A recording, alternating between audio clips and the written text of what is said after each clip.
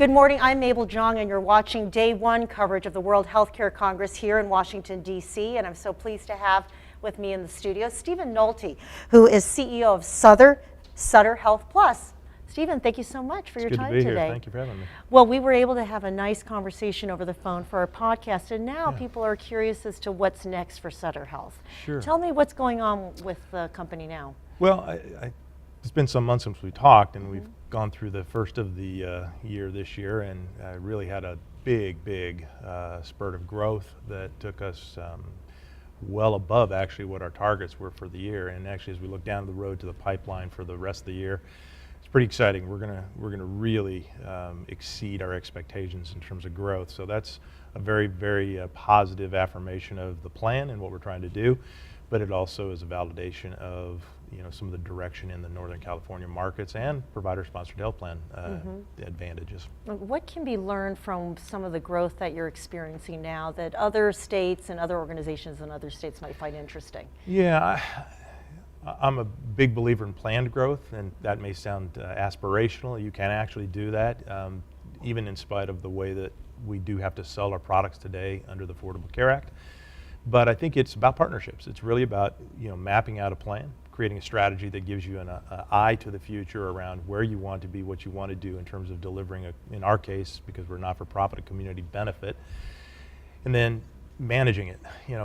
Selling, marketing, really promoting what we're doing, all the good that comes with it, is, in my opinion, embedded in a good plan that says, we know why we're here. And I think, in a lot of cases, if there is a miss, it's around the ideas that we have to respond so quickly to the unknowns that are coming from the Affordable Care Act. We don't know, and even as we're 3-4 years into this, many are still learning what that means. But honestly, I really believe it boils down to really being disciplined and being able to say, we have an idea where we want to be, we're going to act out that plan, we're going to be adapting to the things that come our way that we didn't anticipate. But in the end, being purposeful is really key, and I think that's led us to a good place today. Well, we spoke just now to a consultant at Boston Consulting Group that said predictions actually did not come to bear. A lot of the numbers that people were initially talking about did not become reality. Yeah. So how does that change what might be happening at Sutter Health? Well, we actually employed a slightly different strategy than what others had employed. We did not go into the federal exchange in any of our associated plans. And in fact, we elected to really take an organic approach to the market. That's when I talk about a planned growth strategy. Instead of reacting quickly to all the options that we had, we said, let's build it right. Let's go into the marketplace and really see what the market does when we place a product in front of them. And just this past year, we went into our first private exchange. So we have been very deliberate. So our experience has been, I think, the opposite of many, and that has been good planned growth, very organic in its nature, and very productive in terms of bringing the provider organization into the space of a payer organization. Okay. You came to Sutter Health first as a consultant. Right. So you spent many years on the other side advising Sutter on what they were not doing as well and then trying to improve. Now you're in the lead role. So how is that view different? Well, it's very real. You get to put into practice what you preach. And I think the thing that probably strikes me the most about the difference between being in a role where you're advising and you're in a role where you're leading is that in the leadership role, it is impossible to anticipate and be able to even articulate when you're in a consulting role all of the nuances that come with leading this kind of business. Healthcare is very complicated. The payer side is way more complicated than most provider organizations want to admit or even understand.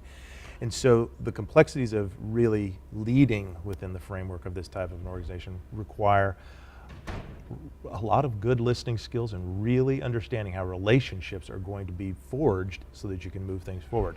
If you can't do that, then we're talking about window trappings that don't really mean much. At the end of the time, we do talk about the fact that economics drive a lot, but economics are not going to ever be solved through just an agnostic view of how they impact the people. You have to get there, and the only way you can do that is by really investing in that time with those people. Okay, and what is the key takeaway you'd like people to remember from your talk today?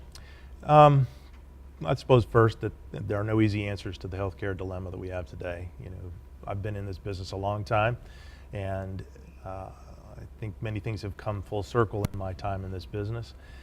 So in a lot of ways, if we don't change the things that we're doing today, we'll end up repeating some of the errors we've made in the past.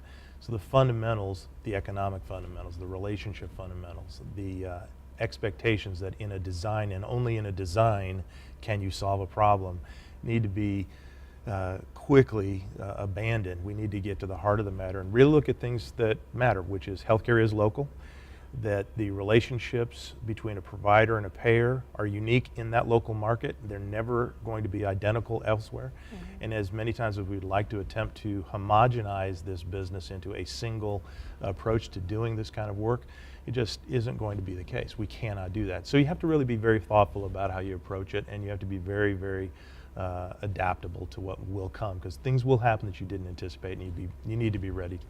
Okay, we're going to have to leave it there, Stephen. Thank you so much for your time today. Appreciate it. Thank you. And I'm Mabel Jong. Thanks for watching.